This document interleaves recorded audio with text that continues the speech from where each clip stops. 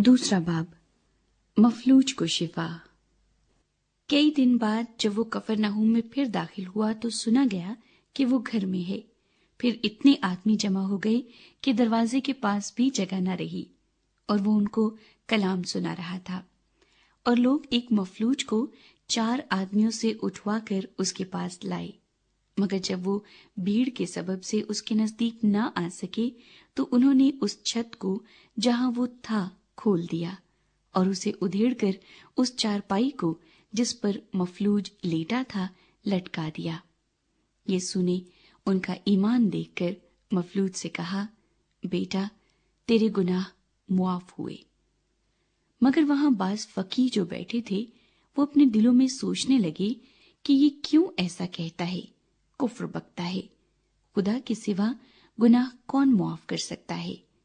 और फिलफौर यीशु ने अपनी रूह से मालूम करके कि वो अपने दिलों में यूं सोचते हैं, उनसे कहा, तुम क्यों अपने दिलों में ये बातें सोचते हो? आसान क्या है, मफलूज से ये कहना कि तेरे गुनाह मुआफ हुए, या ये कहना कि उठ और अपनी चारपाई उठाकर चल फिर।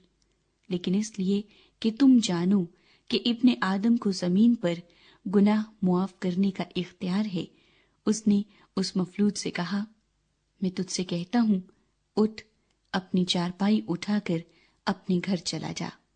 और वो उठा और फिलफौर चारपाई उठाकर उन सब के सामने बाहर चला गया। चुनाचे वो सब हैरान हो गए और खुदा की तमजीद करके कहने लगे, हमने ऐसा कभी नहीं देखा था।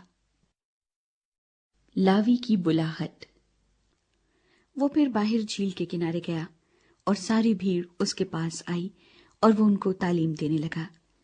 जब वो जा रहा था तो उसने हल्फई के बेटे लावी को महसूल की चौकी पर बैठे देखा और उससे कहा, मेरे पीछे हो ले।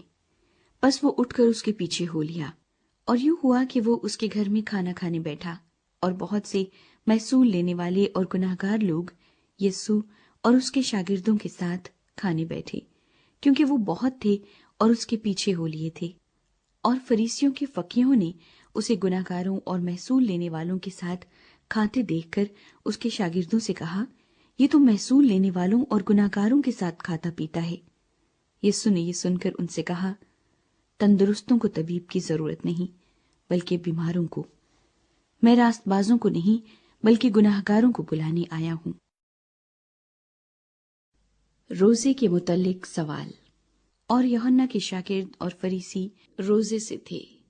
उन्होंने आकर उससे कहा, यूहन्ना के शागिर्द और फरीसियों के शागिर्द तो रोजा रखते हैं, लेकिन तेरे शागिर्द क्यों रोजा नहीं रखते? यीशु ने उनसे कहा, क्या बाराती जब तक दुल्हा उनके साथ है रोजा रख सकते हैं? जिस वक्त तक दुल्हा उनके साथ है वो रोजा नहीं रख सकते, मगर वो दिन आएंगे कि दुल्हा उनसे जुदा किया जाएगा, उस वक्त वो रोजा रखेंगे। कोरे कपड़े का पैबंद पुरानी पोशाक पर कोई नहीं लगाता, नहीं तो वो पैबंद उस पोशाक में से कुछ खींच लेगा, यानी नया पुरानी से, और वो ज्यादा फट जाएगी।